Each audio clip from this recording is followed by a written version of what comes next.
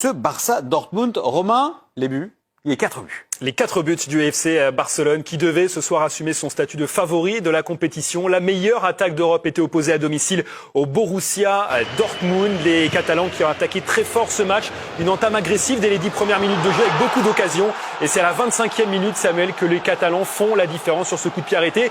On va mieux le voir sur le ralenti. C'est finalement Rafinha qui marque son 12e but de la saison en Ligue des Champions. Oui, c'était assez logique parce qu'il y avait eu beaucoup de situations, des occasions. Et voilà, ils concrétisent cette domination qu'ils ont eue sans partage sur le début de ce match.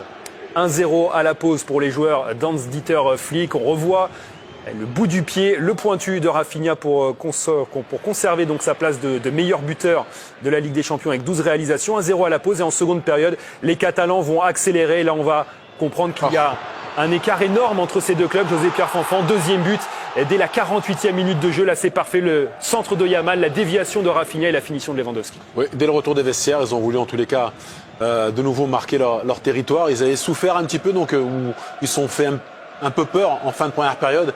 Et là, dès le retour des vestiaires, c'est Lewandowski effectivement qui permet au Blaugrana de mettre ce deuxième but et de s'assurer, en tous les cas, de s'élancer vers une victoire importante. Beaucoup trop fort collectivement, les Blaugrana qui vont continuer, qui vont même dérouler dans cette seconde période. 66e minute de jeu. Et c'est Robert Lewandowski qui s'offre un doublé, son 40e but déjà, toute compétition confondue cette saison.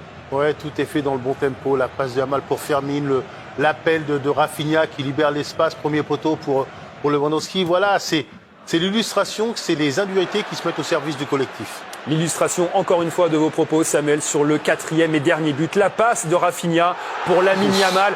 Beaucoup de décontraction et de facilité pour les Barcelonais, José. Jeune joueur, mais quelle expérience déjà, quelle lucidité donc pour mettre ce type de but, le contrôle, le petit pointu donc derrière, mais surtout un registre dans lequel les Blaugrana excellent, c'est les transitions rapides, de l'espace à exploiter. Donc ils se sont donné un peu le bâton pour se faire battre.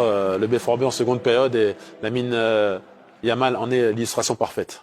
Il y avait un 0 à la pause et on se posait la question de savoir comment est-ce que les Catalans allaient revenir en seconde période. Vous aviez dit qu'ils repartiraient à fond. Effectivement, ça s'est passé comme ça. On a l'impression qu'ils ont géré à chaque instant cette rencontre. Oui, ils se sont fait un petit peu peur. Alors un petit peu peur, peut-être que c'est fort en fin de première mi-temps. Donc Hansi Flick a dû leur dire... Allez, donc il y a eu une ou deux alertes. Voilà, il faut repartir très vite en seconde mi-temps. C'est ce qu'ils ont fait pour creuser l'écart et après il n'y a plus de match parce que ce deuxième but est revenu trop tôt. Mais quand vous êtes comme Dortmund, l'outsider, vous avez quelques petites portes pour passer. Si vous les saisissez pas, ils l'ont eu en fin de première mi-temps. C'est terminé parce que l'équipe adverse va se rebeller. On va revoir ensemble le deuxième but du Barça pour illustrer non pas les trois fantastiques, parce que ça c'est une appellation qui appartient à un autre club, mais le trio magique du Barça, à savoir Rafinha, bien sûr, Lewandowski, Yamal. Dites-nous ce que vous en pensez, José, sur cette manière de conduire le jeu. Les voici, le trio magique, Yamal. Ils sont tous impliqués, ils sont prépondérants. On parle du jeu sans ballon. Là aussi, Koundé, c'est intéressant parce que là aussi, il perturbe aussi cette défense. On va chercher donc à chaque fois donc côté opposé. Rafinha et puis à la finition donc un Lewandowski. Donc les trois sont impliqués dans les mouvements. Donc là également, c'est un match important. Quoi qu'il en soit, c'est un quart de finale. On dit toujours que ils sont attendus. Ils ont répondu présent les trois. Donc les trois sont buteurs. Les trois sont impliqués sur différents buts. À la récupération, dans les mouvements, dans le jeu sans ballon. Il y a beaucoup de complicité entre ces trois joueurs-là. Donc ça aussi il y a le talent à la base, mais il y a aussi cette complicité qui ne s'invente pas. Cette envie aussi de combiner, de jouer ensemble, de se rechercher donc régulièrement. Et puis ils se trouvent les yeux fermés et les trois sont quasiment au même niveau, quasiment toute la saison. Ça aussi c'est important. Donc il n'y a pas de baisse de régime d'un côté ou de l'autre. Non, c'est un match XXL de la part des trois joueurs offensifs. Qu'est-ce que vous en pensez, Lilian Gatoun? Cédric Kanté, vous qui avez commenté cette rencontre, et vous êtes toujours bien sûr au stade olympique de Montjuïc. Qu'est-ce que vous avez pensé de ce Barça qui finalement a tout emporté dans cette seconde période pour une domination presque sans partage? Oui, comme on le disait dans le match, on pensait à un moment que le Barça avait peut-être géré, et notamment c'est un petit peu arrêté lors du 2-0, mais on parlait évidemment de cette équipe de Dortmund qui n'avait pas de marge de manœuvre. Quand en face, il y a une équipe comme ça, comme le Barça, qui est aussi létale sur ses contres en 3 secondes, qui se retrouve devant avec ce trio aussi lucide, aussi clair et aussi juste finalement dans tout ce qu'ils font.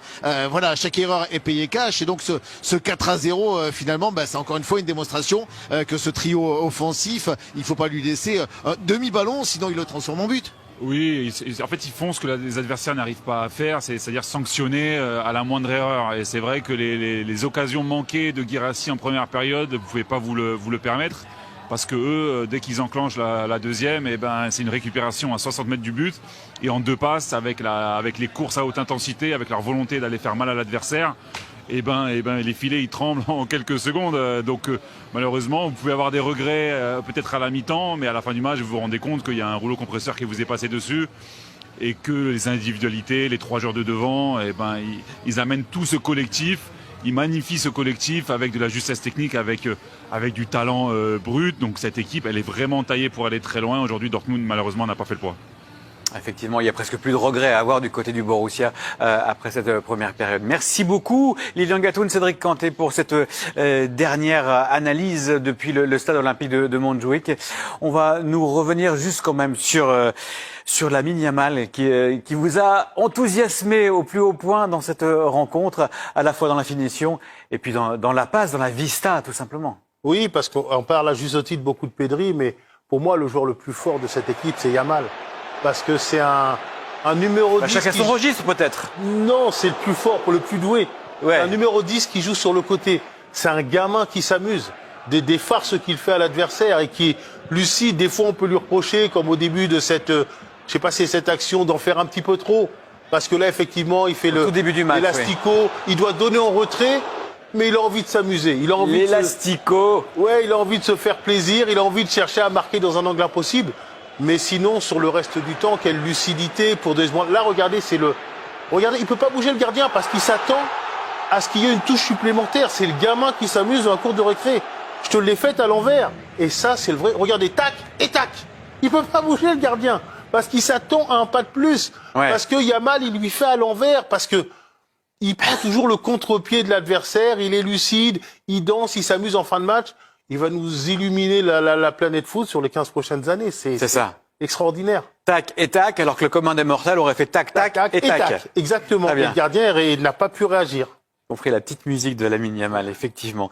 Vous aviez une statistique à nous donner sur le FC Barcelone. Oui, une statistique collective. Pour la première fois de son histoire, le FC Barcelone débute une année par 23 matchs sans défaite, 19 victoires et 4 matchs nuls depuis le début de l'année 2025 pour les joueurs d'Hans-Dieter Flick. C'est un record donc historique dans l'histoire du FC Barcelone et pourtant elle est longue l'histoire du FC Barcelone et ça montre encore une fois à quel point Hans-Dieter Flick est un homme qui arrive à sublimer ses effectifs, puisqu'on l'avait dit dans l'avant-match avec le Bayern Munich. Il avait remporté les 11 matchs menant au titre donc le Bayern lors de la saison 2019-2020. Très impressionnant ce FC Barcelone dans cette édition de la Ligue des Champions. Un mot tout de même sur le Borussia Dortmund qui, on l'a dit, a relevé un petit peu la tête en fin de première période, mais pour le reste n'a pas pu se montrer réellement en seconde.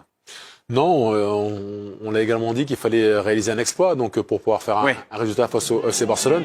Ils ont eu, j'ai envie de dire, des munitions en fin de première période avec les 2 situations donc de Serhou Guirassy non validées. Lorsque vous ne marquez pas ce type de situation, voire même d'occasion, vous êtes sanctionné. C'est vrai qu'à 1 partout à la pause, peut-être que ça aurait changé l'esprit de cette rencontre. Déjà, ça change le vôtre d'esprit parce que ça vous donne de l'espoir. Vous avez déjà le point donc du match nul donc à défendre.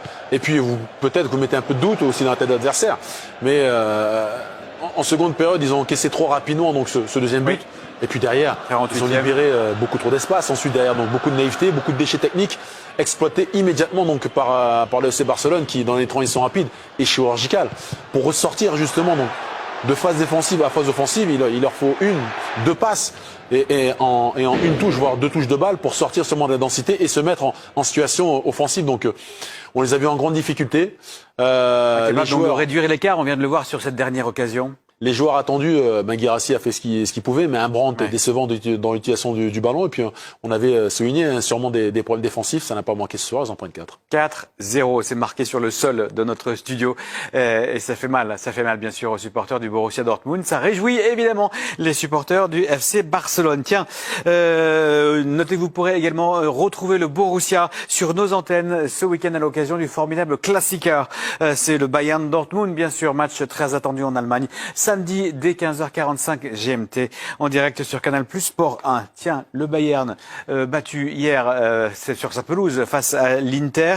On y revient dans quelques instants. Mais avant cela, on s'intéresse à l'autre grand d'Espagne, le Real Madrid qui se retrouve ce matin en bien mauvaise posture. Le Real, ces Madrilènes ont été battus sèchement sur la pelouse des Gunners d'Arsenal. Une défaite lourde de conséquences en vue du match retour. Sébastien Girard revient pour nous sur la victoire.